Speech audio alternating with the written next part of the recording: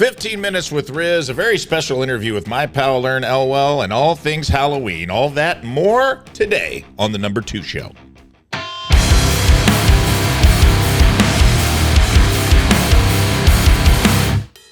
What's up, you ghost poopers, you spooky shitters, you gory glory holers? Welcome to a very special Halloween episode of the Number 2 Show.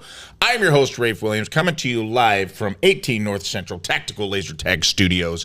And I can't wait to bring you this episode. It's a Halloween-themed episode. It's my favorite holiday. I hope it's your favorite holiday, too. I got a special guest lined up for later. We got all kinds of crazy stuff on this show.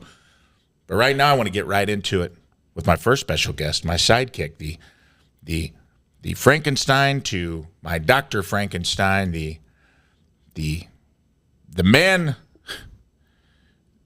the Dracula to my Van Helsing. Everyone, please welcome to the studio in a very special segment sponsored by Rogers Towing.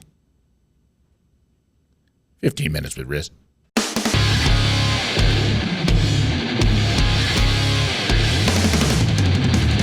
And welcome to the studio, Scott Rizzuto, everybody. Oh, hello. And the 15 minutes begins now. This is like a countdown to our death day clock. How you doing today, man? Doing good. I just had one of those ghost poops because it's the Halloween episode. Yes, it just disappeared. I thought it happened. I looked in the bowl. It's gone. You know, they still can't explain exactly. Is that just brute force? Are you pooping with such a... honestly, is it just a turd coming out like a torpedo with the trajectory that it snakes the pipe? I don't know. I've honestly, in all honesty, I've never had that happen. I have had it happen several times where I have no explanation. I just poop and I'm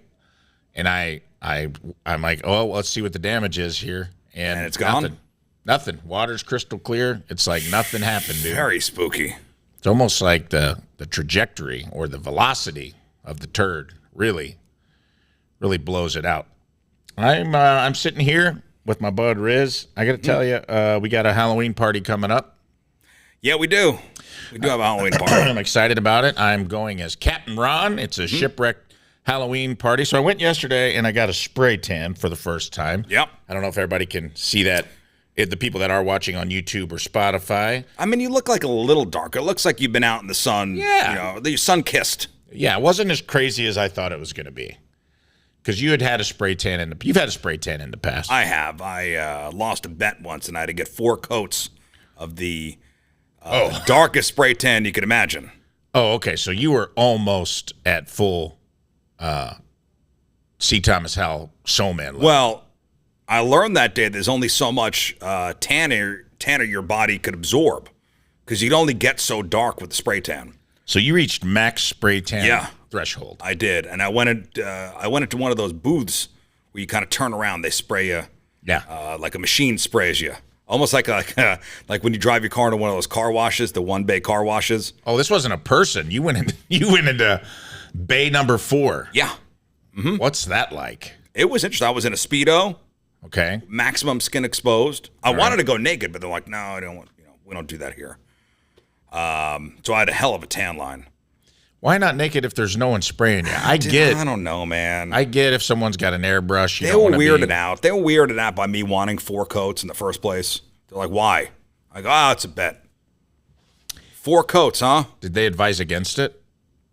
Yeah, they said nobody's ever done it before. Like nobody's ever come in here for 4 coats.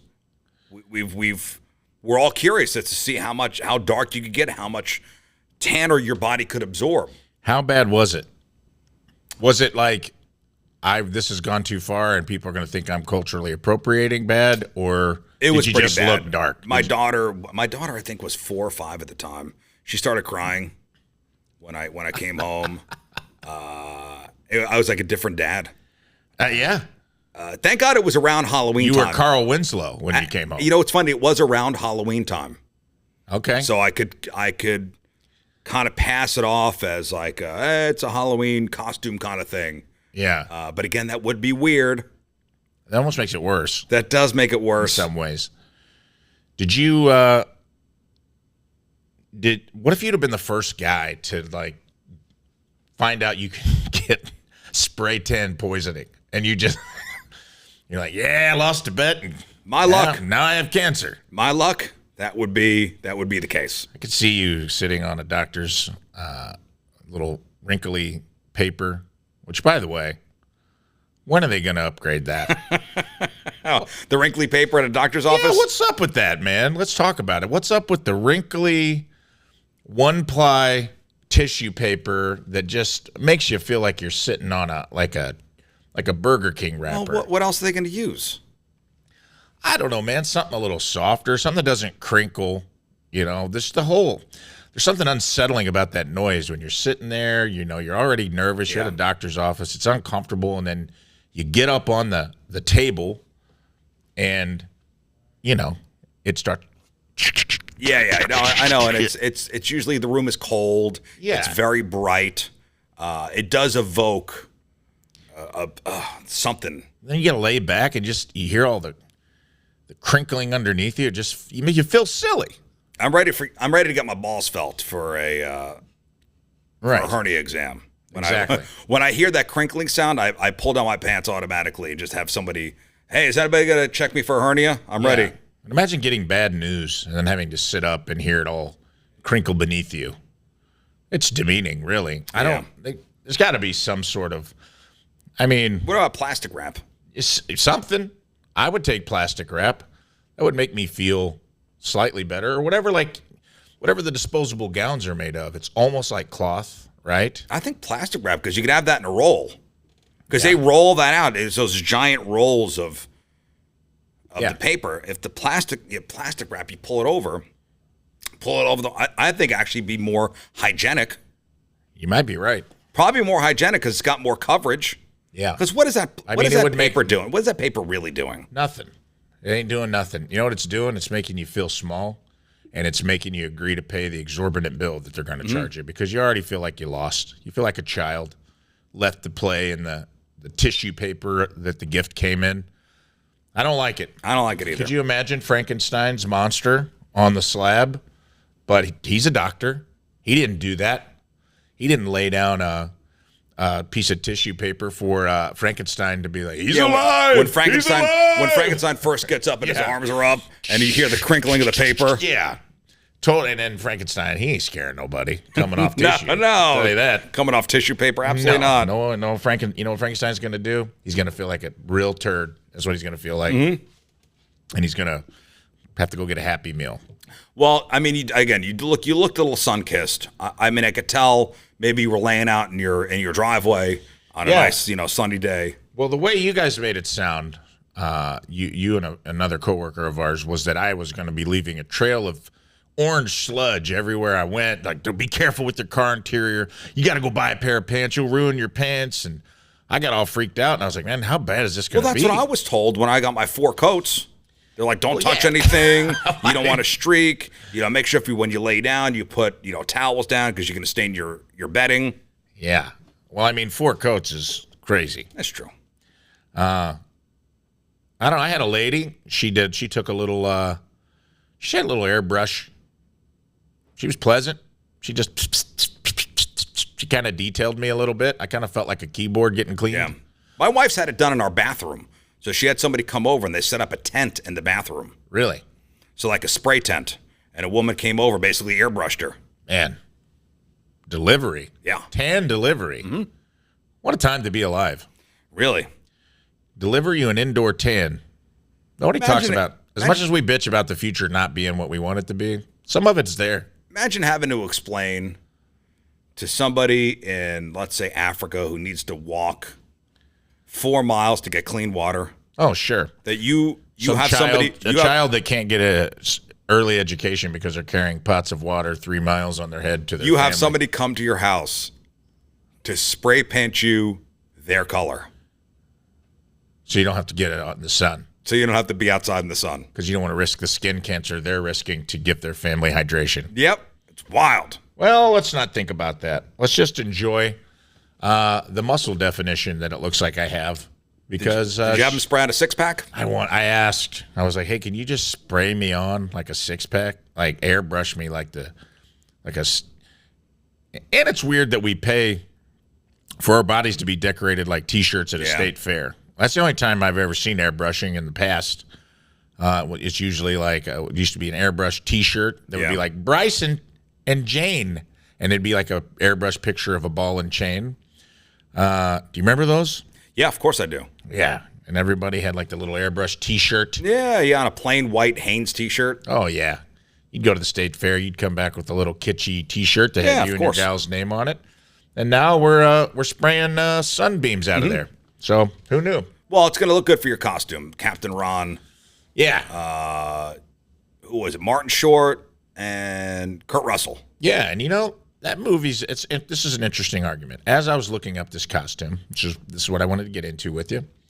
We're both movie buffs. We're movie aficionados. We enjoy film, cinema, cinephiles, if you will. I saw an article, and I'm interested.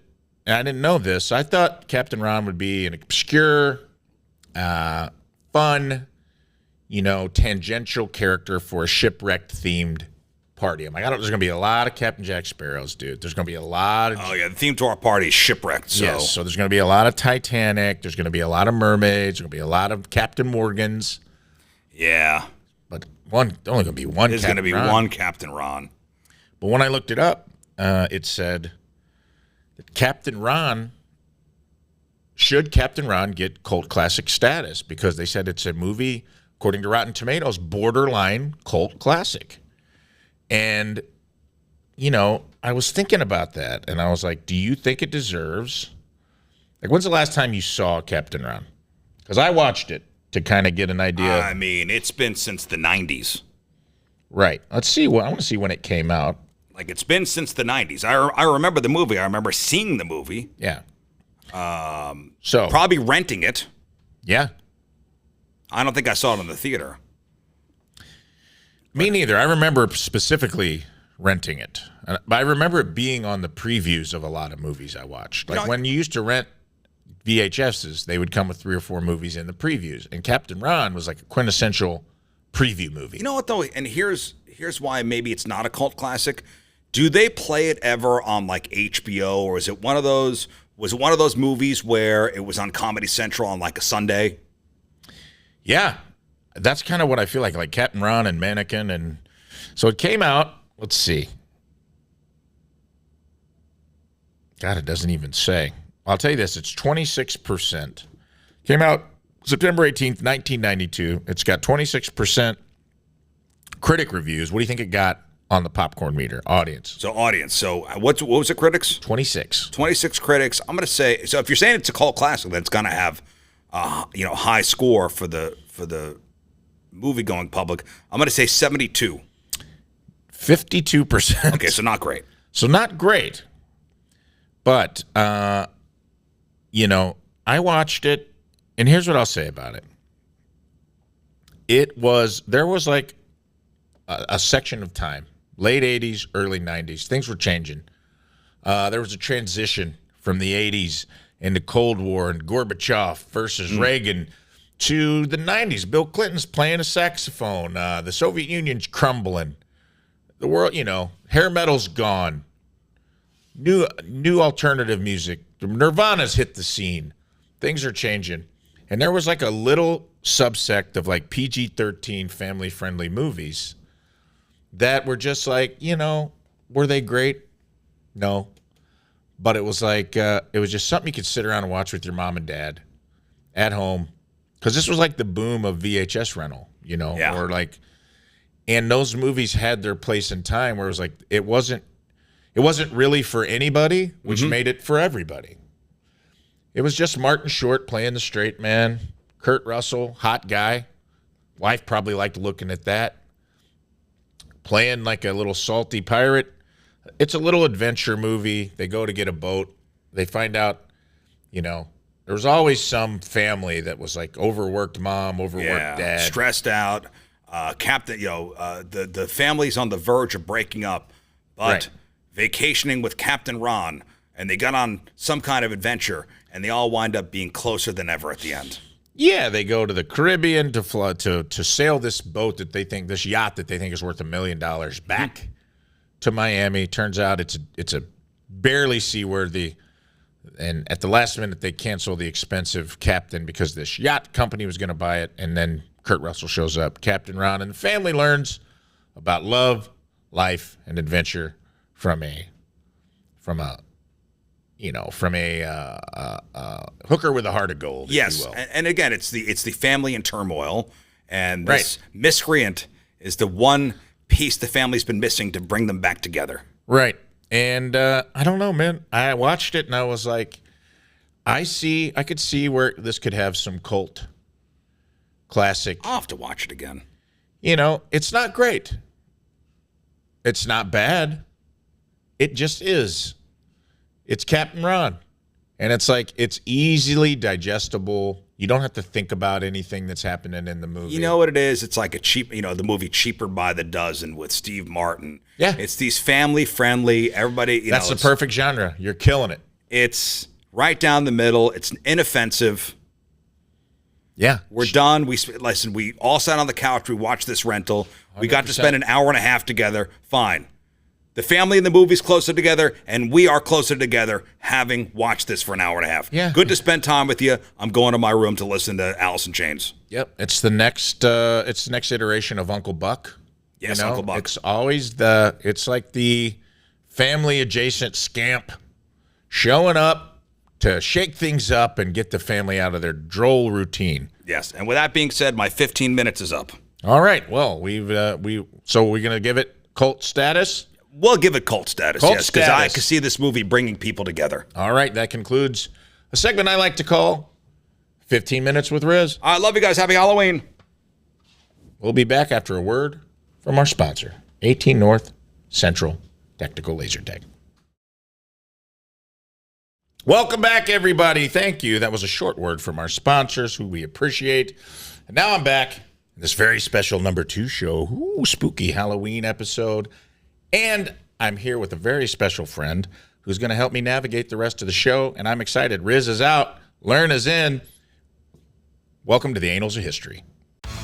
From the Annals of History. And we're back. Welcome to the show, my good pal and my Halloween partner for life, Lern Elwell, everybody. Clap. Hi, welcome to the show. Thank you so much. I love it when you come to the show. I do too. I honestly wish you were here every episode. I love going to the bathroom with my bestie, and that's what this is all about. Who doesn't? I mean, we're talking, there's going to be a lot of really personal things that just come out when you're in the privacy of the stall. It's true. It is like a little refuge from the world where all the truths come out. It is, and it's a time for us to talk long form together. We do a radio show together, but sometimes you got to get in and get out, and other people try to talk too. Yeah. And sometimes I like it when it's just me and you, chopping it up, shooting the shit, cutting the breeze. I don't even think that's a saying. Cutting the cheese. Yeah. So this episode is a very special Halloween episode, which we both love. I think we can agree on that. Yes. I love Halloween. Favorite holiday forever. Yep. Same. I go way more in on my Halloween decorations than I ever do on probably any other holiday, Christmas included. Yeah, me too. I go harder on Halloween, I think. I feel more comfortable on Halloween than I do any other holiday because, I don't know, Halloween doesn't have to be so serious, and I like that. Right. And no one comes over. Not family. Yeah, like no family. I mean, sadly, I did not get to have a Halloween party this year. I really wanted to do like an outdoor movie where people come and we just have like a rager. Yeah. And my deck was getting built, and so it didn't fit within the timeline of my party event calendar. So that kind of went by the wayside. But next year I will be having a Halloween party. I'm sorry for your loss. Thank you. And your new deck is beautiful, by the way. It is. It's beautiful. Well worth it. And I'm excited to be invited next year, I hope. You and Tina will definitely be there. So we both grew up in Southern Illinois. And so we both lived in a world of, well, we'll say bargain costuming. Oh, sometimes for sure. Homemade costumes. I know your mom was famous for her homemade costumes. Can you tell me a little bit? Tell me some of the ones that Jill knocked out of the park with some of your homemade Halloween stuff. So my mom actually is a seamstress. Like, she can sew really well. And so we used to go to Walmart and she would be like, okay, go pick out a pattern. And then whatever it was, she would make it. So I got to be like Miss America one year. She made me a big Donald Duck head somehow. I was Donald Duck one year. I was Minnie Mouse one year. What was the Donald Duck head made of? I don't know. It was wild. It looked like it was like carpeted head. I have no clue. And there's really no photo evidence of it. I just remember it in my soul. So maybe she didn't make the helmet, but she definitely made, like, I had a big old like duck butt, you know? And she made to go over my shoes. I remember I had like the yellow feet, the duck feet. She went all in. She did. She loved, and she used to make my clothes and stuff. I mean, this was where all my ruffle dresses came in. My mom just made all my clothes when I was a kid. So you had an actual costume designer. I did. It was Project Runway in the 80s with Jill, for sure. So we had Donald Duck, Minnie Mouse. Any other memorable ones? The Miss America one was pretty good. That's when she was a single mom, and we lived in this apartment across the street from Denning Elementary, and all I wanted to be was Miss America, and so she made me like a sash that said Miss USA. I had a crown and this beautiful long bell tool dress.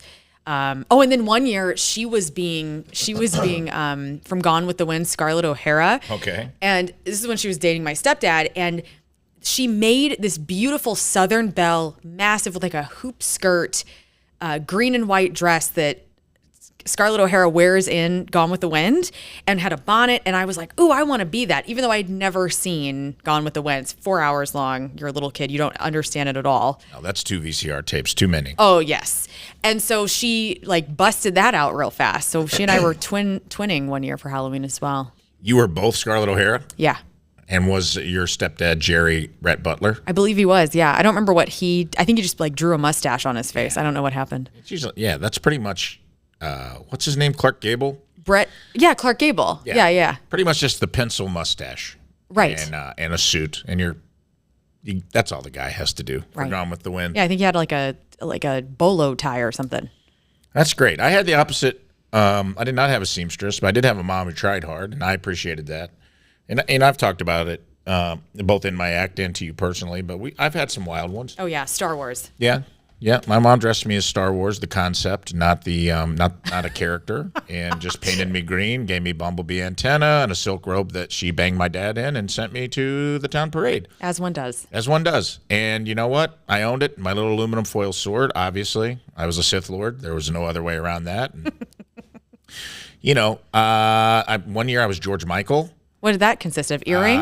She had an earring, and she painted like a 5 o'clock. This was pre-Freedom George Michael, when he was still jean jacket. Like Wham George Michael? No, that was in between, when he was the sex symbol. During the Faith era of George Michael. And I believe I had a jean jacket and a glove, aviators, and some fake mascara whiskers, and then spiked my hair up on top. And what did the jacket say on the back? Probably said like free love or something. Let's see what George Michael. I got to know this now. I love George Michael. Oh, dude. I mean, he was cool as hell. Yeah. I never got into Made Wham. my mom horny. Well, first, he made everybody horny. I feel like George Michael was one of the guys who came out as who he was, as a gay man. And very early. It was very, like, the hetero women of the world were like, oh man, no. Like, not no, but like, we wanted to have a chance, I wanted to bang George Michael, and I knew that was never going to happen. I mean, ever. So I was way too young. He was a hot guy. He was super hot. Did he die of AIDS? I don't remember what he died of. Well, we'll look that up next. Okay. What did the jean jacket say? Tell you what the fuck did it say? Why won't it show me on here? Was it Come on, internet. Was it a stone-washed jean jacket? It was a stone-washed jean jacket, and maybe it said USA on the back, or Revenge or something like that. USA Revenge. It love said that. something on the back. What did George Michael's jean jacket say on the back? There was a banger George Michael song in the 90s called Fast Love that I still have in my rotation on my iPod or whatever, my phone, all the time. It's a great song. Reminds me of being at my Aunt Jean's mother-in-law's pool in the 90s and singing about George Michael's Fast Love, realizing I would never be Fast Love for him because I'm a female. Yeah. Devastating. Let's just look up the George Michael Faith video.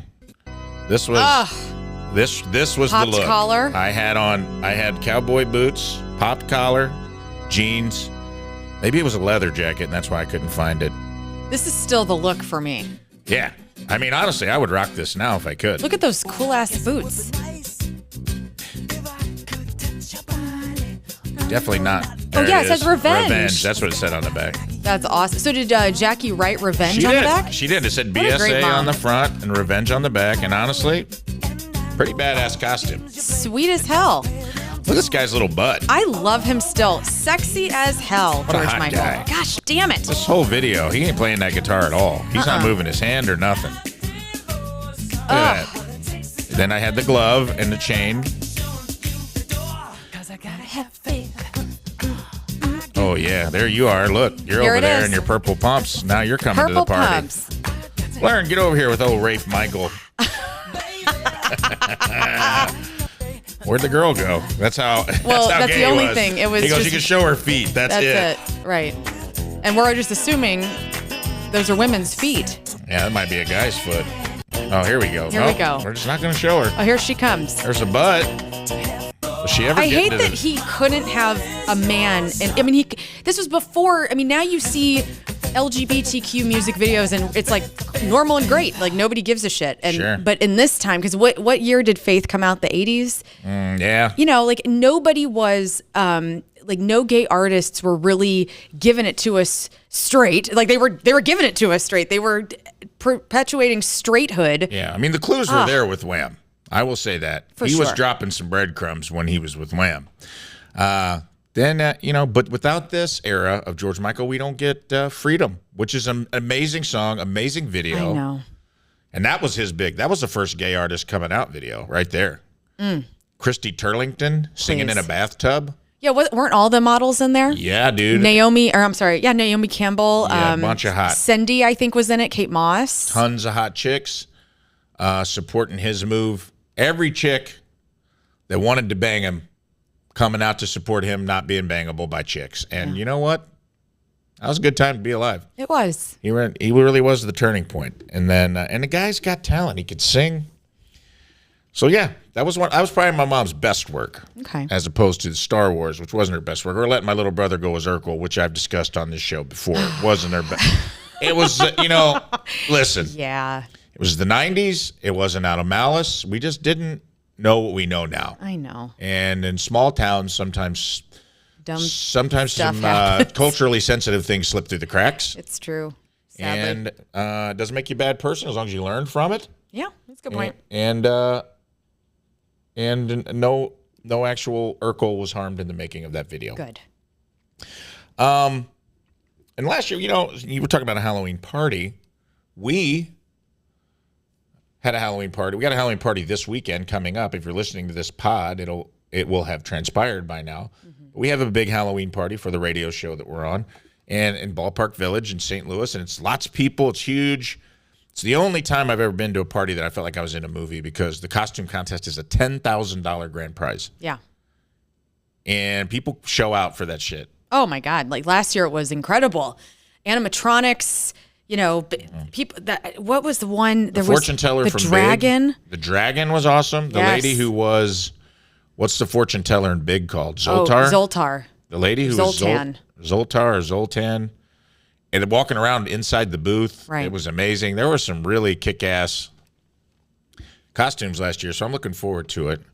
And last year, we went in what I would call a tandem costume. Is that the right word? Yeah, we were a duo last year. We were a duo, like a Batman and Robin or something like that. But we were Tweedledee and Tweedledum. It was Alice in Wonderland themed. Yeah. And we squeezed into, I found an old Etsy Tweedledee or Dumb costume that would fit you on Etsy. Yes. It was very small. It was an extra small, but was. luckily I could just shove my body in there. did. And we both had camel toe last year. You did, yeah. You got your labia majora in there, but it wanted out. I didn't have to. I chose to wear a fanny pack that would then cast a shadow over my vagina parts because I was fine. Like camel toe doesn't offend me, but I didn't necessarily. This was our first time as a show doing the Ballpark Village Halloween party. And I didn't know if that would have been cool or not. And also, who doesn't want to? I love wearing a fanny pack because you can put all your stuff in there and not worry about it. Set it and forget it. I got one this year. Yeah, good. I got a Captain Ron fanny pack, and I'm looking forward to having it. That's great. But we did. We did matching. We were a tandem costume, Tweedledee and Tweedledum. I built my costume, speaking of homemade, out of 2 bodysuits to match yours because they didn't have a plus-size male bodysuit on Etsy. No, they did not. It was revealing in ways that I was uncomfortable with. We also, in addition to our parts being, encased, the smallest wigs on planet Earth are the wigs that we had to wear. These red, terrible-looking wigs that were pretty much long, grown-out bowl cuts for children. Yes. And we looked ridiculous. And there will be a picture when this comes out. Oh, yeah. Flashing of us with our camel toes and our red wigs. I promise you. I want to say, I think that's when I knew that we were going to be friends for life. That was the first time I go, this guy is down for literally everything, and it is like care to the wind, and I appreciated that. Yeah, I think you may have helped me tuck at one point, and be like, "Hey, you gotta put that thing away." I had to put your collar on. Yeah, and so there's video backstage of us, like, because you did not arrive in costume. You arrived in your normal wear, and you got dressed backstage. Had to. And you came out of the bathroom backstage in like the dressing room where the band was, and you just walk out, and it was ridiculous. Absolutely. And we had to make sure that it was all tied together. So, no, you pulled it off, though. Thank you. I think we looked great. We had a good time. I'm looking forward to this year. Now, this year we're doing our own thing. You're going with your husband. You guys are doing your own thing. I'm going solo. I'm doing my own thing. But if we ever did a tandem costume again, right? What do you think that tandem costume would be? Oh my God! I mean, there's so many options, right? I mean, what couldn't we be? We could do whatever we want. I mean, there's so many fantastic duos in the world. There's a lot of fantastic duos, but if we had to narrow it down to one, right? I don't see us as a Batman and Robin. Nah. I mean, it might be funny, especially if we flipped it and you were Batman and I was just a big portly Robin with a thyroid issue. That would be funny. That'd be good. But I think knowing us and the way we grew up and the movies that we like, I think there's really only one duo that we've often been compared to in the past. And that is? I think you know. Are you talking about Wayne and Garth? You're goddamn right. I'm talking about Wayne and Garth from Wayne's World. And I think that is a tandem costume that I would love to do with you someday. And maybe we will. Maybe. Hell, who knows?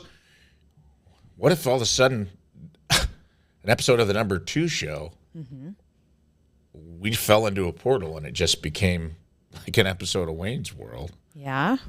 What do you think that would be like? Rafe's World, party time, excellent. Woo! Okay, all right. Hello. Welcome to Rafe's World. I'm your host, Wayne. This is my totally tubular accomplice, Garth. Party on, Wayne. Party on, Garth. Camera 1. Camera 2. Camera 1. Camera 2. Camera 1. Camera 2. Camera 1. Camera 2. Okay. All right. Excellent. All right. All right. Party on, Garth. Halloween's coming up, and we've been thinking Halloween in the 90s wasn't just excellent. It was like super excellent. Yeah, nowadays it's all like, I ordered my costume on Amazon, but back in the day it was all about survival. You had to earn that candy, dude. Yeah, totally. And now we're going to give you the top 10 reasons why Halloween was cooler in the 90s. Excellent! Yeah. Let's do this. All right, number 10, homemade costumes. Yeah, back in the 90s, your mom wasn't buying you that prepackaged costume. She was usually giving you a pee-stained bedsheet with some holes in it and saying, "You're a pee-pee ghost, you stinky little pee-pee ghost." Okay. I think we knew who had an overactive bladder as a child. Okay. Nice. Moving on. Yeah, back in the 90s, if you showed up in a homemade costume, you were the king. You didn't need some $300 Iron Man suit. You were a paper towel mummy or an aluminum foil robot. You know, if you were lucky, you got one of those plastic masks where the elastic band snapped after 5 minutes. And you didn't even think about breathing. You'd fog that thing up faster than the windows of the Mirthmobile at the drive-in watching Wild Things with Denise Richards and Nev Campbell. Swing! Turning Matt Dillon into a babe sandwich. Excellent 90s reference, Gar. Yes. Number 9, no apps, dude. Yeah. In the 90s, we didn't have Find My Friend stuff. If you wanted to know where your crew was, you had to scream, "Hey, guys!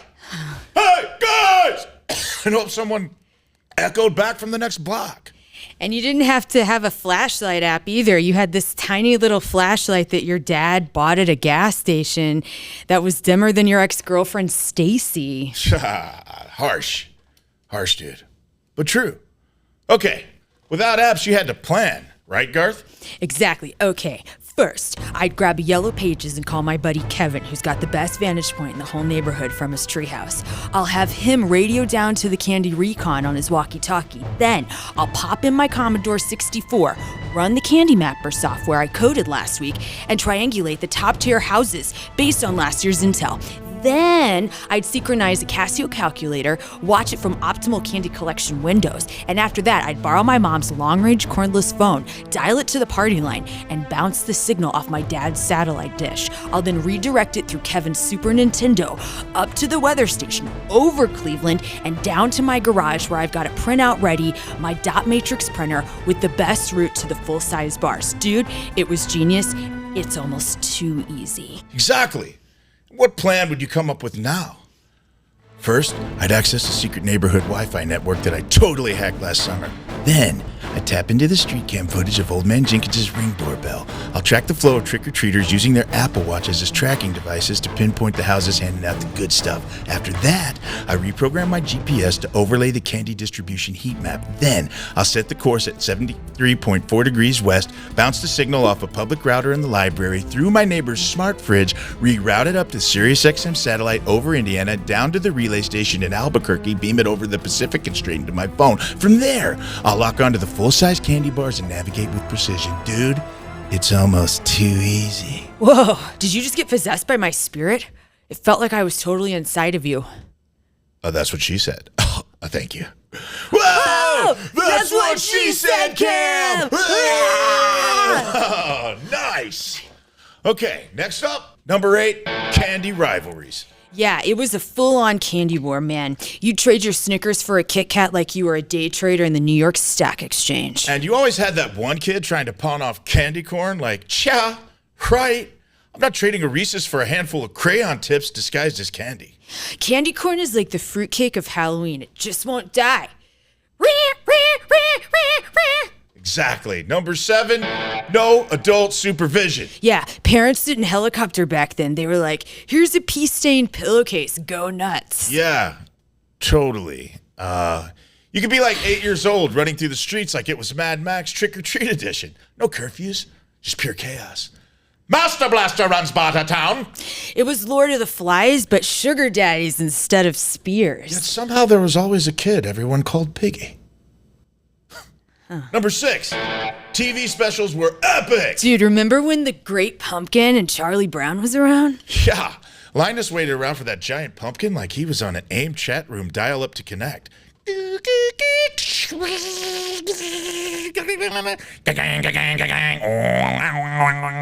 Great Pumpkin 69, is that you? And every channel had their own Halloween marathon. Now it's just like Netflix and chill, more like Netflix and kill, the Halloween spirit. Yeah, exactly.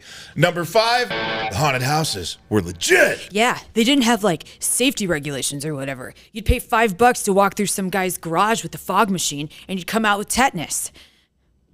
Sometimes I think the fog machine's got like a mind of its own. Like, what if it's not just fog? What if it's nanobots? And like, what if they're like entering our bodies while we're headbanging and one day, boom, they take over and we all turn into cyborgs? I don't want to be a cyborg, Wayne. I'm not ready for that responsibility. Dirt! Snap out of it, bud. Relax. If we were cyborgs, we'll be partyborgs anyway. No. Heavy metal haunted house, and there's nothing scary about that. Okay. All right. Better, bud? Yeah. All right, moving on. Number 4, no trick-or-treating hours. Yeah, it wasn't this 2-hour window stuff. You trick or treated until your feet fell off. Your pillowcase would get so heavy you needed a Sherpa to help carry it. Totally. And if your bag got too heavy, you had to eat your way out of the jam, which leads to number 3, unlimited candy consumption. Yeah, there were no limits in the 90s, dude. You didn't have parents counting how many pieces you ate. You just went ham on a mountain of candy until you were shaking like a drummer on speed. You're practically buzzing on sugar the whole month of November. Now they're like 2 pieces of candy per night. What is this, prison? Yeah, you got those massive candy bars, and you felt like a king. I didn't want to see anything little being marketed as fun-sized. That's what she said. That's what she said, Cam! Oh! Cool. Nice. Awesome. All right, number 2. Mischief night was totally gnarly. Yeah, the night before Halloween was all about eggs, toilet paper, and trying not to get caught by Mr. Johnson, who totally saw you TP his tree last year. Yeah, and if you got egged, it was like a badge of honor. Yeah, bro, you got me right in the mullet. Yeah, now it's like, we installed Nest cameras. Where's the mystery in that? Exactly. And finally, number 1, 90s horror movies, man. Yeah, they were cheesy, but they were gnarly. Scream, I Know What You Did Last Summer, The Blair Witch Project, those movies were awesome. Totally. Now horror movies are like satirical takedowns of oppressive social structures with metaphorical monsters that represent the ruling class. Give me a dude in a mask chasing teenagers any day.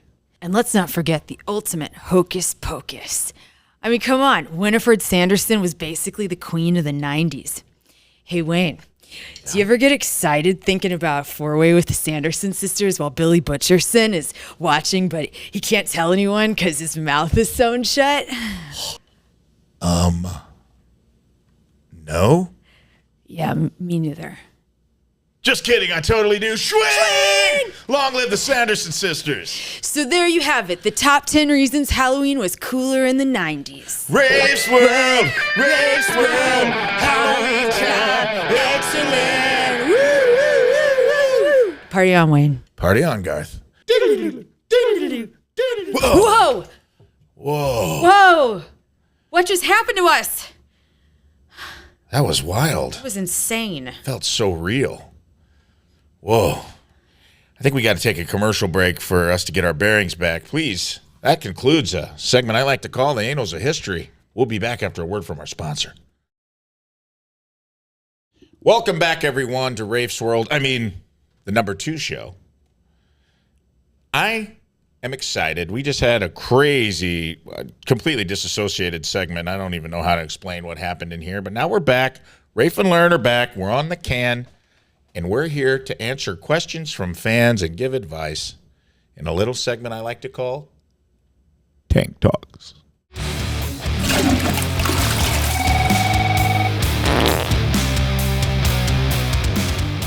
Welcome back, everyone. I am excited. I'm here with my good pal, Lern. Welcome back, Lern. Thank you. I've been really looking forward to doing this segment with you, and I've been stockpiling some things that I thought needed, let's just say, they needed your opinions on. All right. Things that I felt like it was a good conversation for you and I to have, something that maybe we're a little better equipped to talk about than when old Riz is on the show. I love the guy, but sometimes he gets uncomfortable if you get asked hard questions.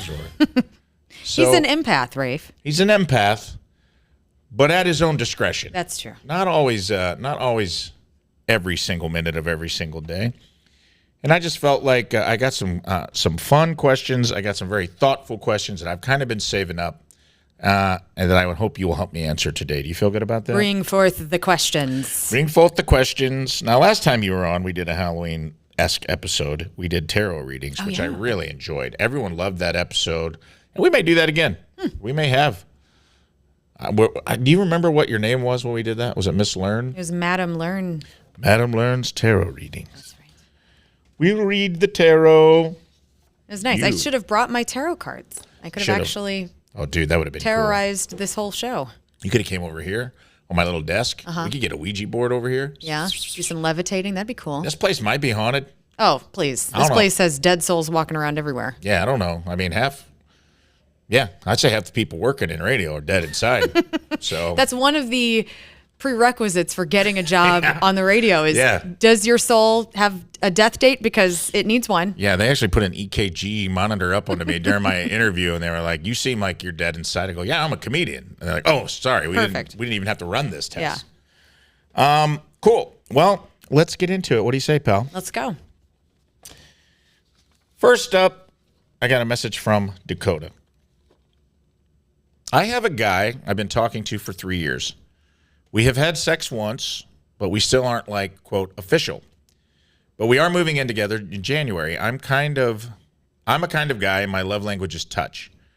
I've never been so in love with a guy, and this is the first guy to ever make me question stuff about my sexuality, but I'm afraid our huge difference will show and be hard to work together long term. Do I move forward with moving in with him and come out to my mom and dad, or do I see if this will even work, Dakota?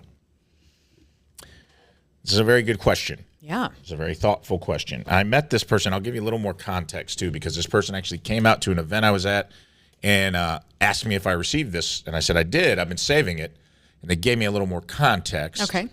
They live here, and they're moving back to Oklahoma to be with this person. And now this person is someone they've known their whole life. They were friends first.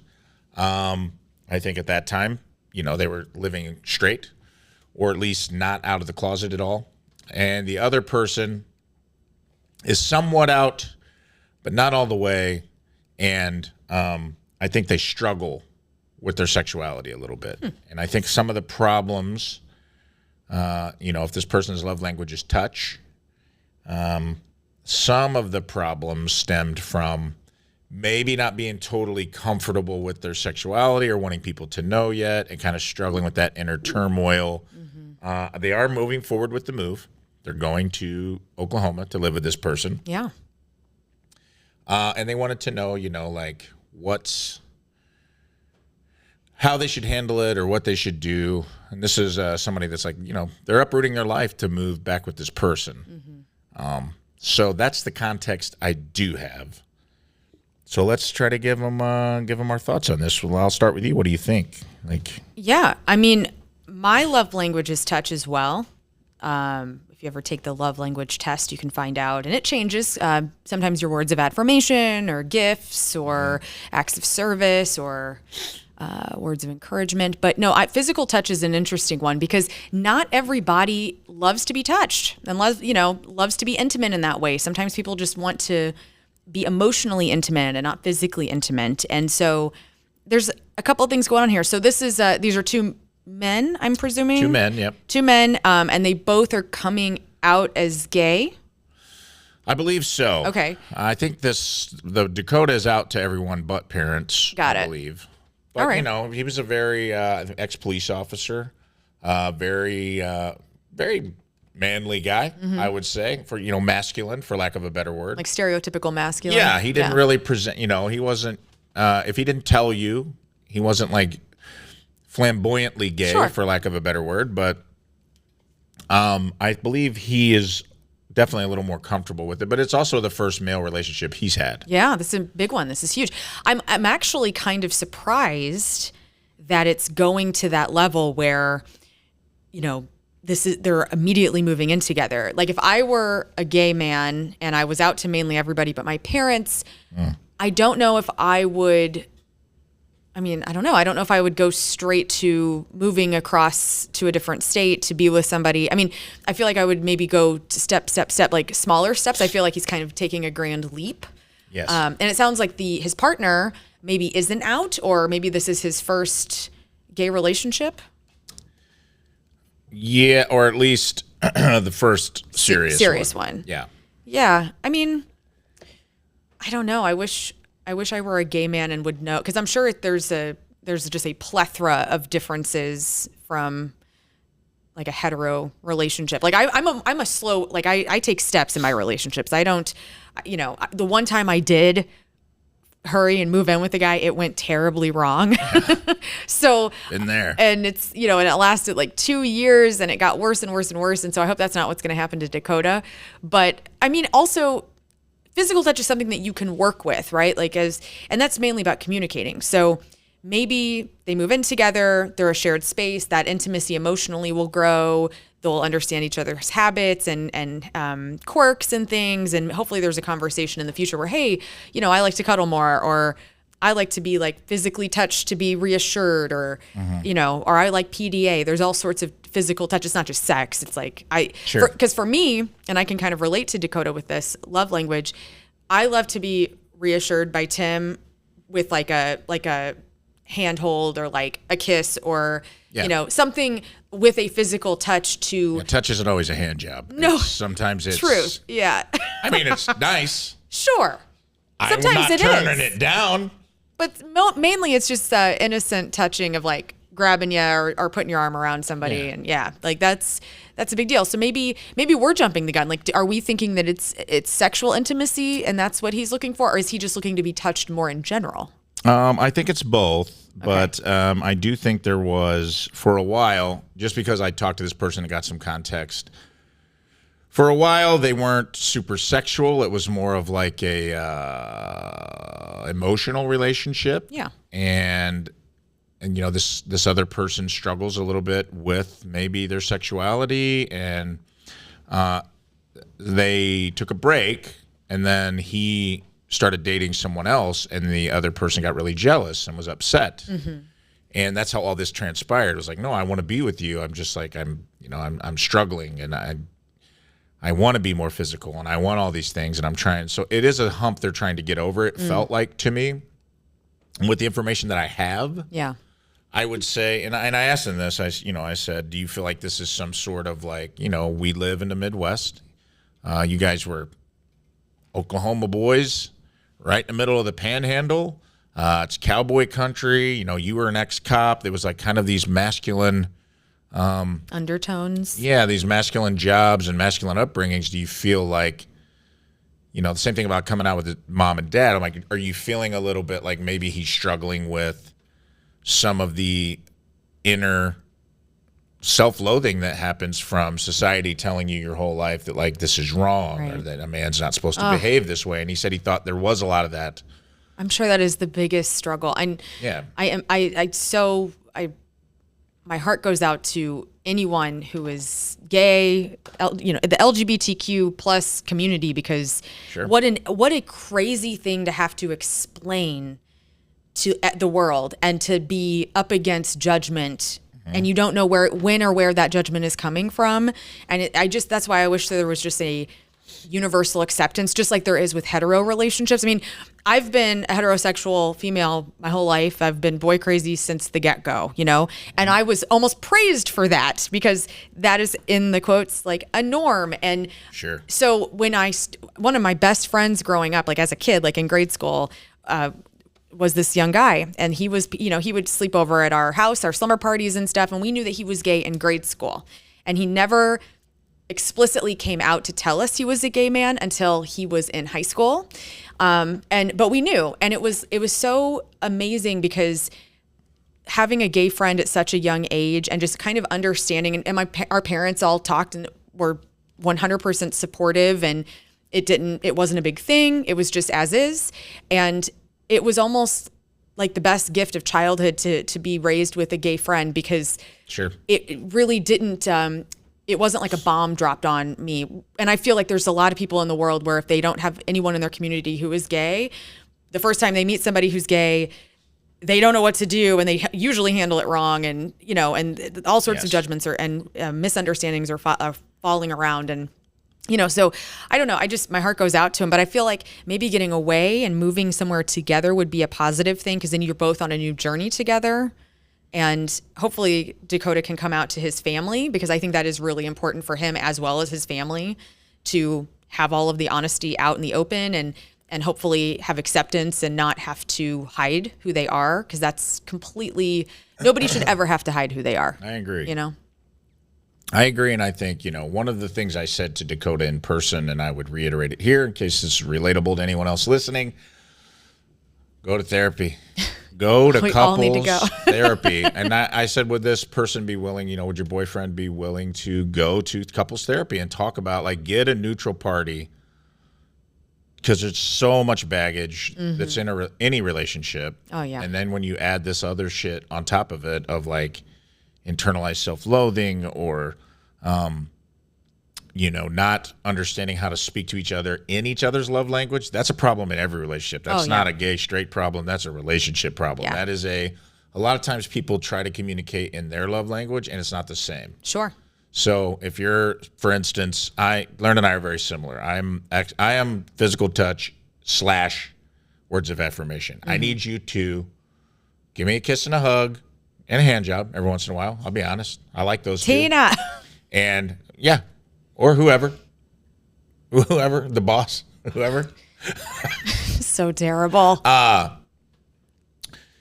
need you to love on me and tell me that I'm a good person, or tell me that you see that I'm trying, or tell me that you see, because that's what I'm fighting. The fight in my head is I'm an imposter. I'm a piece of shit. I don't deserve to be happy. I'm dragging around all kinds of like scripts that I run in my head, not all the time. And I'm very self-aware, and I go to therapy, and I try to like head it off at the past, but it helps to have a partner in crime that understands that that's what you need. And sometimes if someone's love language is acts of service, they'll fold your towels and pack your lunch and be like, I love you. Why can't you see that I love you? And you're like, this means this is not how I want to be loved. Yes, it first. doesn't. Yeah. Yes, even though it is a very thing you appreciate and you have gratitude for, a lot of times it's not the thing that makes you feel secure and loved. And so there is a misstep in the communication there where they're loving you the way they want to be loved. You're trying to love them the way you want to be loved, and nobody's feeling fulfilled because you're not speaking their language. And so sitting down with the therapist and having those conversations where you can suss all that out together on neutral ground has to be immensely helpful, I would imagine. And it's fluid. So I've taken that love language test for years, and I used to take the personality test and the love language test yearly, like usually around my birthday. Right. And it would change. 1 year it would be, oh, I do love acts of service, and that's speaking to me more in my evolution, because we're constantly changing too. So you can't just set it and forget it. You need to be constantly checking in with your own self-value and what your love language is every year. And as your relationship evolves, that could change. Like Tim, my husband, he used to be acts of service. And then that he's actually evolved into physical touch. And that's because of how, over time our relationship has evolved and different things have occurred. And it's like, maybe I rested too much on the fact that acts of service were something that he loved. And I thought, for years I was like, oh, that's his thing. And then maybe he was missing the physical touch. And then he realized when he took it again, oh, physical touch is actually what I'm needing now. And so it's never going to be a concrete thing. And I think as a relationship evolves, it will change. And it's just really good to check in with yourself. And like you said, go to therapy. Couples therapy is amazing. I've done it twice. And it's totally normal for every partnership to have, a bump in the road or a moment in time that needs readjusting. Sure. We're humans. It's complicated. You're sharing your life with someone. There's nothing wrong. And that's really how you show that you give a shit about your relationship, is that you want to continue it enough to where you're like, hey, let's go and get the oil changed to make sure things are cool. Absolutely. And yes, I concur with my gal. And also, caveat before we wrap this up, you also never know. We have limited information. We're giving you what we know. There could be trauma stuff wrapped up in here. You never know what someone's childhood was like. There could be, I deal with that in my relationship. Like my relationship is affected by trauma, both mine and hers, things that happened before we knew each other. Yeah. And those can adjust different transitional periods in your relationship too, where someone's not feeling physical touch because they don't feel emotionally safe or connected. Sure. And you can't just, like, patting somebody on the back's not going to fix that. Yeah. So another reason I would say, go to therapy, figure out what's going on with you, work on yourself, come out to your parents if you want to come out to your parents. Yes, on your schedule. On your time and your schedule. I wouldn't do it as a way to move this relationship forward. But I hope this has been helpful, and we're going to move on to the next one. Okay. Thank you, Lern. Thank you. All right, I'm going to play this one for you. And this one is this is one I've been sitting on for a while, and I want to just play the message, and then we'll talk about it, okay? Okay, here we go. Here we are. Yo, Rafe, I got something I was, I've been struggling with, and I'd actually like your advice on it, okay? So, my best friend transitioned last year, and it's actually been kind of tough. I mean, like, I'm a progressive guy. Like, it's not like that. It's, I'm happy for it. There's nothing like that. It's just that lately I've actually been missing the old person, like a lot, because they're like my best friend. I don't know how to handle it. Because I can't really bring it up to her because it feels wrong to be like, oh, somebody transitions. I don't feel like you should be like, oh, I liked you the old way. I miss the old you. That's horrible. It doesn't feel right. And it's sad because we faded away and we're all, getting older and stuff. We're in our late 20s. And it's weird because I feel myself like, lately I've been like grieving losing the old person because they're gone. Because like the old person is, it feels problematic to talk like this. So I'm just speaking to you because I think you would understand, kind of where I'm coming from. And I'm not being hateful. It's just, I was the first person that she told, and I think everyone thought I'd be more understanding, which I am. But now that time has gone on, I'm kind of like, oh man, it's just tough. I don't know. Just kind of wondering, what you thought. Thanks, man. Oh, he sounds very sweet. I'm Yes. not getting hate at all from this call. And it's such a normal thing, I would say, for people who have anyone in their community who has transitioned to have this exact grief. Yeah, I wouldn't play it if I thought it was hateful. No. I sensed sincerity in it.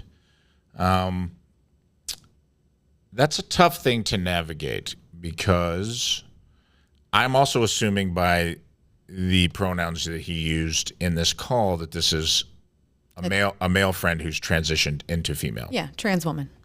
So I'm assuming the transition went that way. Yeah. And then he's not referring to a female friend who's transitioned into a male. For sure. So that is my jumping off point for this.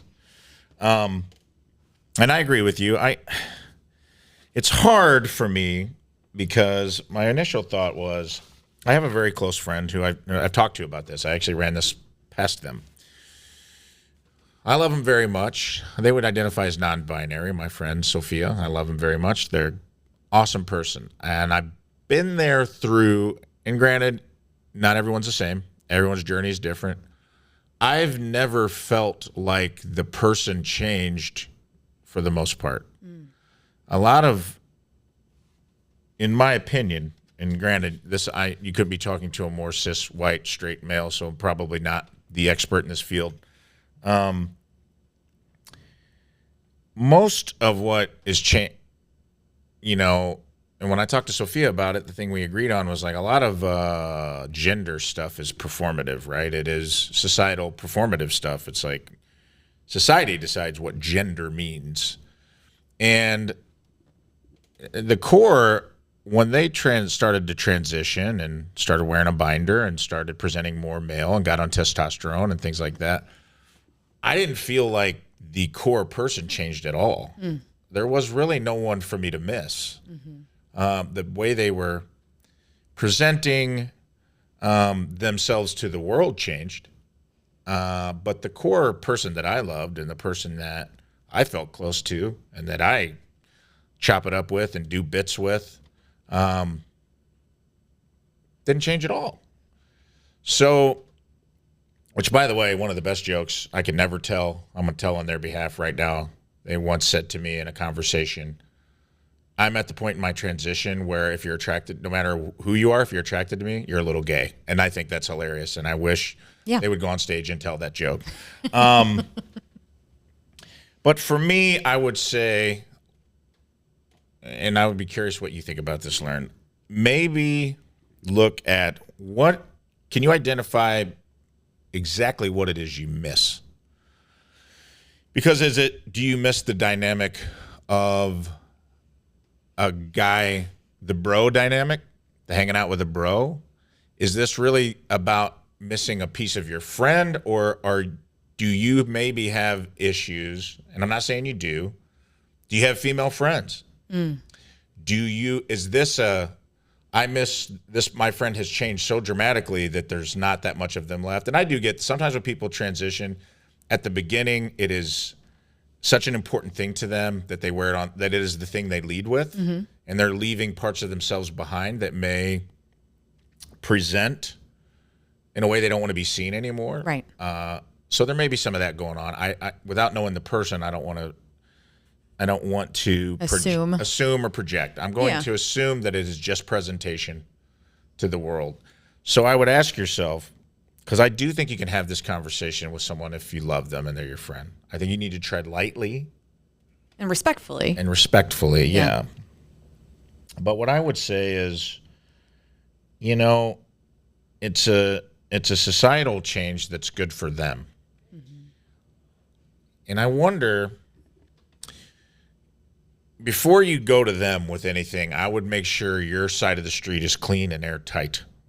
Meaning, is this a thing where this is really a friendship problem? I don't think you're being transphobic. I really don't think that.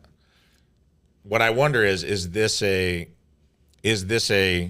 gender problem, or is this a friendship problem? Is this a dynamic problem where you don't have a lot of female friends, so now it's hard to relate to this person in that way, and maybe examine that first? And if that's not the case, then can you specifically identify what do you miss? Everybody moves through phases, kind of like Lern talked about in the previous thing. Like, everyone's at a different phase of their life sometimes. Maybe this is just a phase where they're leaning hard into the transition, and eventually that will taper off.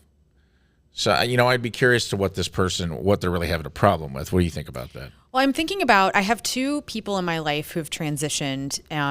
There was a person who I went to high school with. We were not good friends, but we were acquaintances in high school. And he presented as male in high school. And then about, 10 years later, like after we had all graduated, I got a message from this person who wanted to meet with me for lunch out of nowhere. And I was always nice to him in high school, no big deal.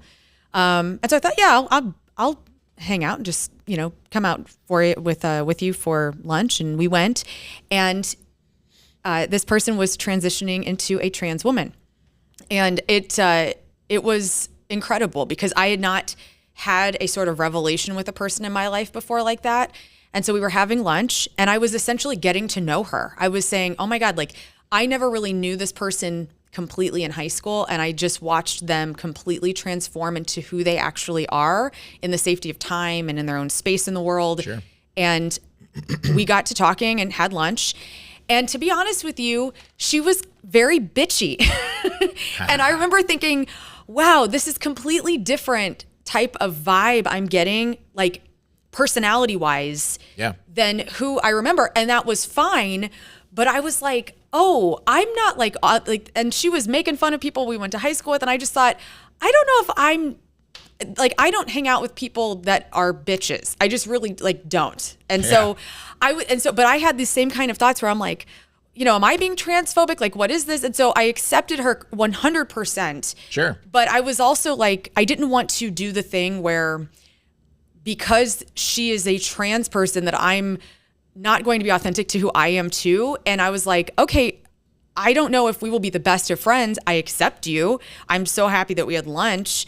And, and she and another girlfriend of mine stayed in touch. And, we all kind of just realized that maybe we weren't the types of chicks that would hang out together. Right. But we 100% accept. And I was so honored, honestly, that she trusted in me enough to have that experience with me. And I'm so grateful, because I would then go on to have many more trans people in my community that again, it's all about experiencing things and educating yourself and learning more about other people and just the world. And so I'm so grateful for her to this day for that lunch. And I hope that she never thought that I was upset with her for being trans, because it was not that at all. It was just, she's a bitch. She's a bitch. So. And what just shines out of the quality than that?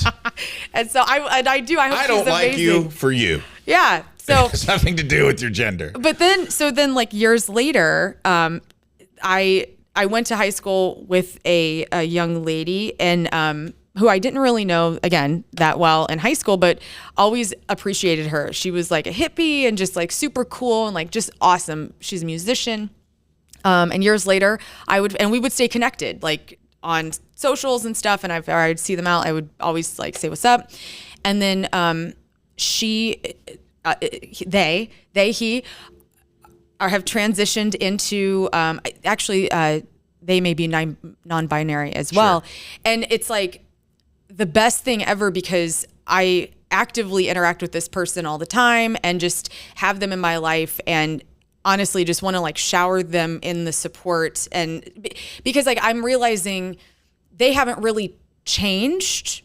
They're still a musician. Right. They're still hippy dippy. They full of love and light and great and just the energy from them is just so good.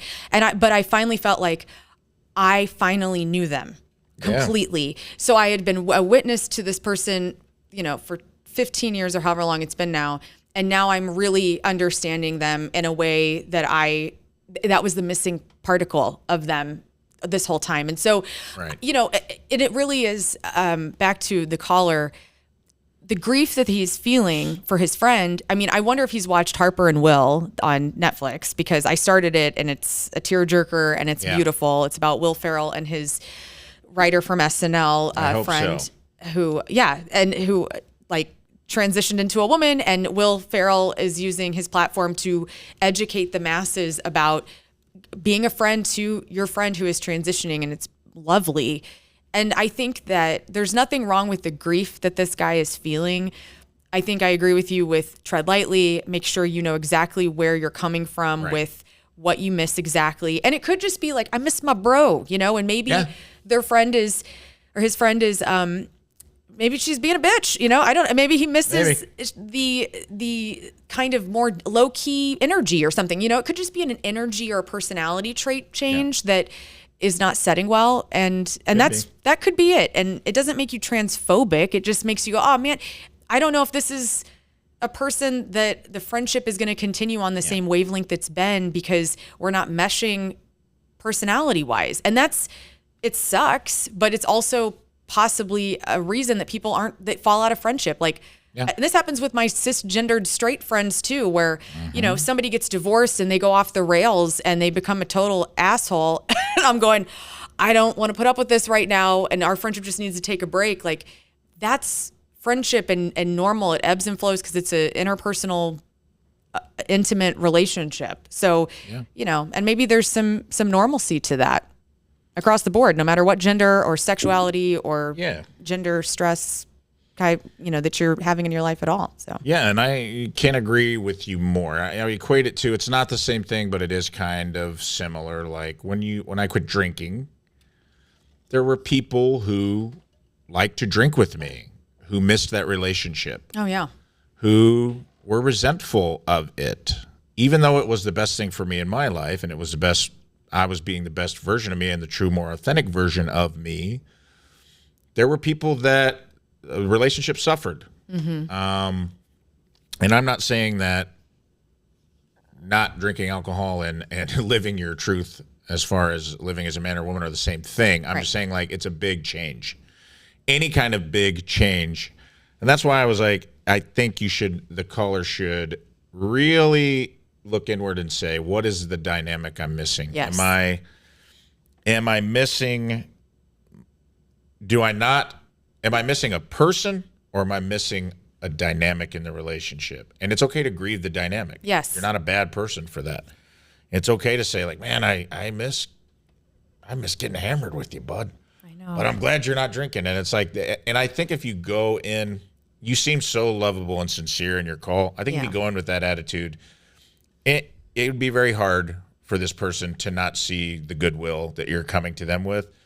And, when I talked to Sophia about it, granted, this is anecdotal. I talked to one person, but there's probably a lot of dysmorphia shit that, like, maybe when a person first makes, and that could have been going on with your friend for all we know, like, maybe they're pushing so hard back against gender norms that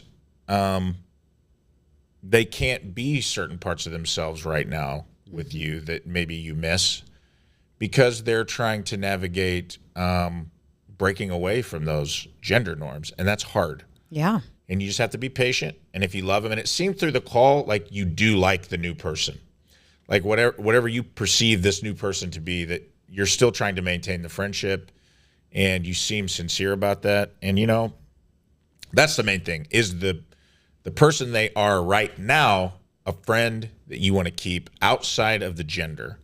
If we put that to the side, because I've had the same experience, dude. I've had, people are assholes. That's what I can't.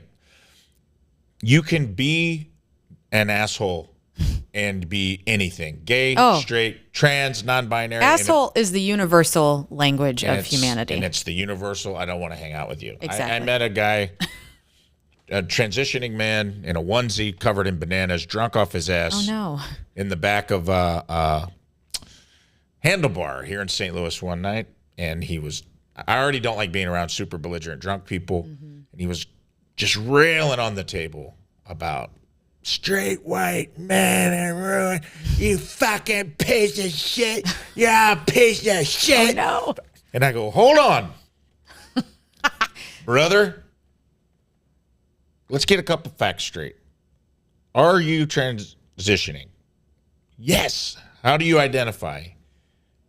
He, him pronouns. Good. What is your ethnicity? I'm white. And I said, well, welcome to the fucking club. That's true. Because you're yelling at yourself right now. Why would you?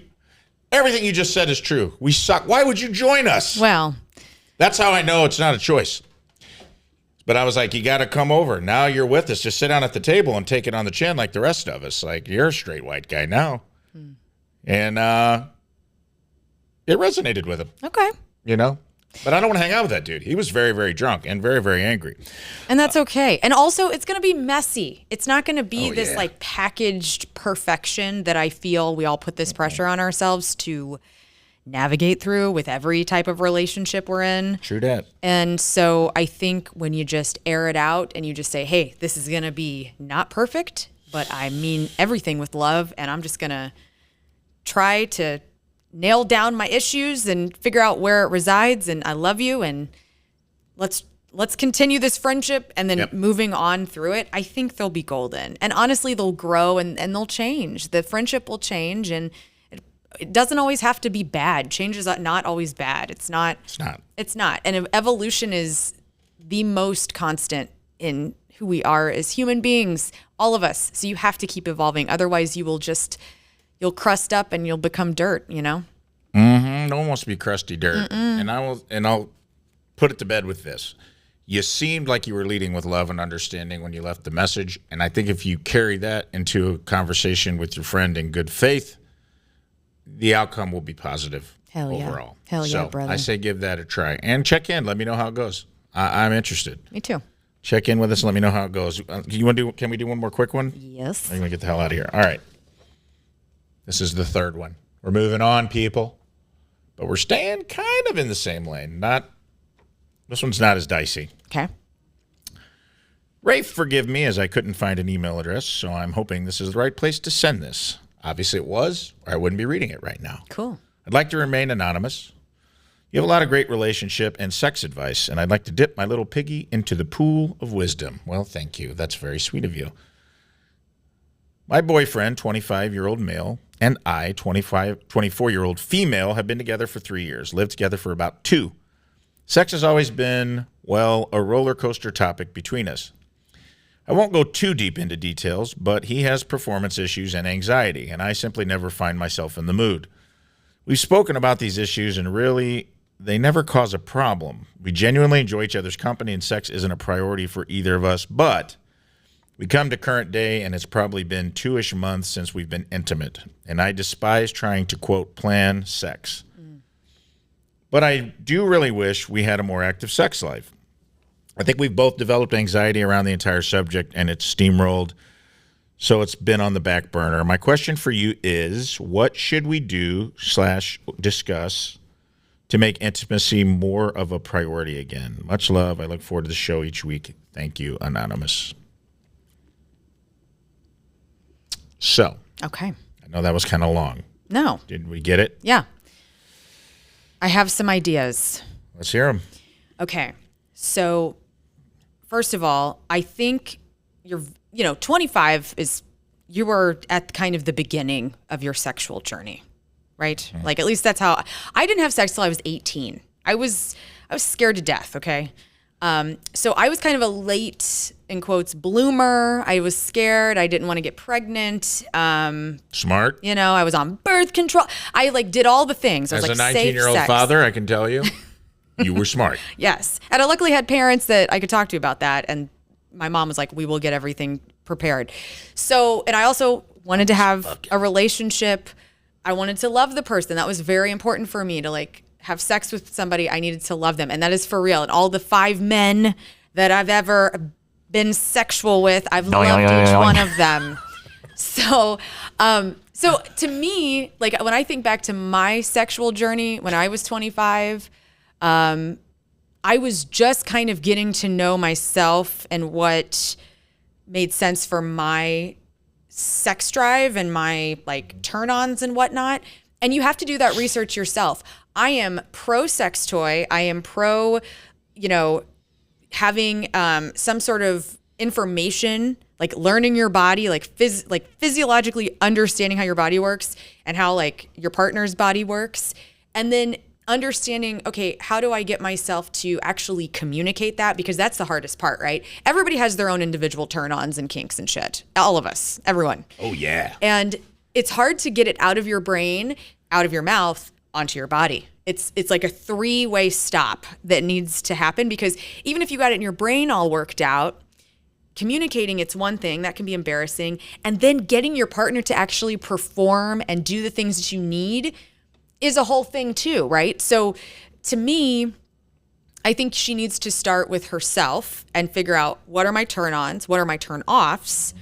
What exactly about being intimate is important to me? Is it the connection we feel afterwards? Is it the physical release? Is it, I'm just pent up and horny? What exactly is it? And then narrow that down, try to communicate it the best you can. And then I would suggest leaving town with your partner, going to hotels, Airbnbs on a little trip. Doesn't have to be far away, doesn't have to be expensive.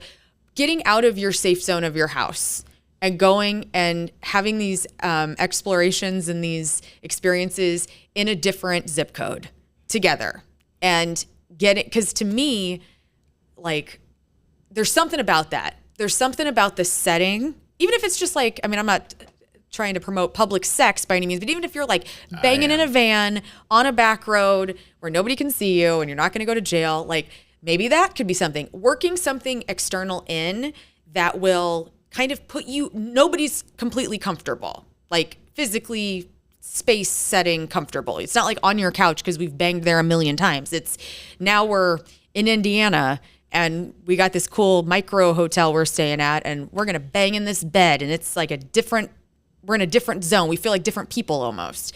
I feel like that can be helpful. If you need a kickstart. Also incorporating, cool porns from the 1970s, or whatever you're into. Or maybe it is something as simple as a vibrator, AI, whatever. Yeah, whatever. Get yourself an AI doll. Yeah. Have a 3-way with the doll, and then tell the doll what you need from each other, and then you... Now you're dating the doll, too. Now the doll's involved. That's all good advice. I would say you're ahead of the curve on this. It seems like you guys are pretty well matched as far as sexual sex drive, which is low, and that's okay. Yeah. If it's a match. That's the biggest problem in a relationship. To piggyback on what Lern was saying, and Zane was loving a little too much. I know, over Zane. There, off camera, kind of gross. Zane gets to know us all so well. He starts talking about banging in a van, and he levitated off the seat 6 inches. I'm like, chill out, Zane. dude. Run the mixer. You sick little fuck.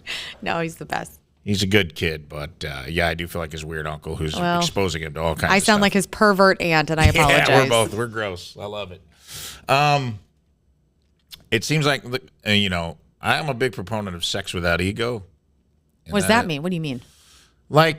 Sometimes I think our egos get in the way of hearing what our partner needs or the ego is what gets in the way of. It can cause anxiety, performance issues. It can cause like not wanting to initiate or feeling like the whole planning sex thing is like. I understand all that. It doesn't feel authentic if you plan it. Sure, but Sometimes. if that, of course, and spontaneity. But sometimes maybe that can take the anxiety away. If it's being like, hey, we're gonna bang Wednesday night, okay? So let's figure out something fun we can do together. Get it like all the stuff you said. Get a sex toy. Get this. Get that. If that helps, if anxiety is, I don't know where it's coming from. You said anxiety issues. You didn't give a lot of detail, and that's okay. I don't know if these are performance issues like ED, which there's treatments for, and there's nothing wrong with getting on those. If that helps. Or body dysmorphia. Could be that. A lot of people, and I think a lot of women, I'm just going to speak up from my own experience, we don't free ourselves in our body. Like, we're afraid of our own bodies, and we don't realize, we think like, oh God, what are they going to think? You got to get through that. And that's one of the hardest things, that the ego is right there. You got the self-doubt, self-worth problems coming in. Oh my God, I have cellulite. What are they going to think? Right. You got to just go, fuck it. This is who I am. I love my body. I'm healthy. I'm clean. Let's go. Let's hit it. Hit it. And, try to find joy. I find joy. I like for my partner to finish. I find joy in a job well done. That's every partner wants that. Yeah, and I think if you can focus on that, sometimes focusing on the other person can get you out of your own head a little bit. And, a lot of problems, I will hear, a lot of times I'll hear people say, like, or you feel superficial for caring about sex in a relationship, right? It's like, well, that shouldn't matter. That's, as long as you love each other and you're supportive, all those things do matter. But if sex is a priority to you, and it sounds like it's something you want to prioritize again, you're not wrong for feeling that way. It's not shallow. If that is part of like your love language, is like, hey, I need a healthy sex life. That makes me feel loved. It makes me feel wanted. If we're in a committed relationship, it is something that we need to be on the same page. You got to be in the same ballpark on. And not everybody's the same. Some people are like, once a month is plenty. Some people are like, we fuck every day. Some people are like 3 times a week, more than enough. You got to figure out what that is maybe for you guys, and you're still young. So like Lern said, you may not even know yet what it is, but it seems like at this juncture, you're kind of on the same page, and it's not that often, which there's nothing wrong with. It would be really bad if you wanted it all the time and you're getting none, or vice versa, because then the gap is so wide, there's a lot more work to be done. I feel like this just needs a little tinkering. You just need to have the conversation, maybe do some of the stuff Lern talked about, like get out of your comfort zones and be like, hey, we're going to this destination. We're getting an Airbnb. We're going to get freaky this weekend, but we're going to do a bunch of other cool stuff too. And then it's on the calendar. You're not necessarily planning it. Right. We're not having it Wednesday night at 7:30 right before we watch Parks and Rec. Like you're planning a trip that sex is going to happen, but there's still some spontaneity involved. So you're bridging the gap that way. Because that I've been in situations where like he may want it, and the performance anxiety might be so overwhelming that it sucked all the fun out of even trying. I understand that. It's also body dysmorphia, the thing like, I've gone through it in my relationship where Tina has dealt with she's in trauma therapy, and she feels disassociated from her body, and she doesn't feel sexy, or she doesn't feel like even in touch with her own existence, let alone another person coming into that world. And it's been tough. We've had hard conversations about it. There's been times that I felt like my needs weren't being met. We had to have tough conversations about it. And then you feel guilty to have those conversations because you feel like you should be supporting this person no matter what. And we tend to put our own needs on the back burner, but then that's also not healthy. No, because that can build, if you don't talk about it, you start to silently build resentment. And, and then it's to no blame of the other person because you weren't communicating it. You know what I'm saying? That's why it's so important to have those conversations and be on the same page. And I think that's what I meant when I said sex without ego. Yeah. Have the conversations, even if they're uncomfortable. Get a plan together. work together, because I found that when you do sit down and have a conversation about it, even if it's not anything huge, even if it's just about like, hey, we've been kind of stuck in a rut, and maybe you tickle my butthole with a feather tonight. I don't know what Whatever you're the into. example is. If that's just an example I'm using that Zane told me he loves. What? I don't. He told me in confidence, and now I said it on a podcast. Is that going to hurt my relationship with my producer? Maybe, but that's because we didn't communicate. That's a perfect example where it can go wrong. And can I jump in? Yeah. Because there's so many things. There's so much paraphernalia out there. There's things like, I mean, you can make these things at home too. You could each take pieces of paper and write down sexy, naughty things that you'd want to do to each other, and then you put them in a hat and you pick one out, and you make it into a game.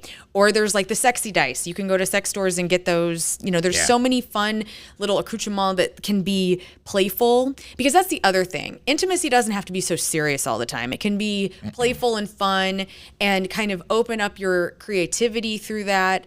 And that to me is the best, because then you get to just, even if you want to dress up in like a role playing and have like a costume, like, like a French maid is always the stereotypical thing, but that's fun as hell, and you can act out the playfulness in your relationship, like I got a ton of wigs from Halloween, and like, sometimes you just want to be a different person and act crazy, put a wig on, get nuts. It's fun. Yeah, get some wigs. Get some wigs and some sexy dye. Borrow some wigs. I'd start with the dice, because if you do, here's what I will say.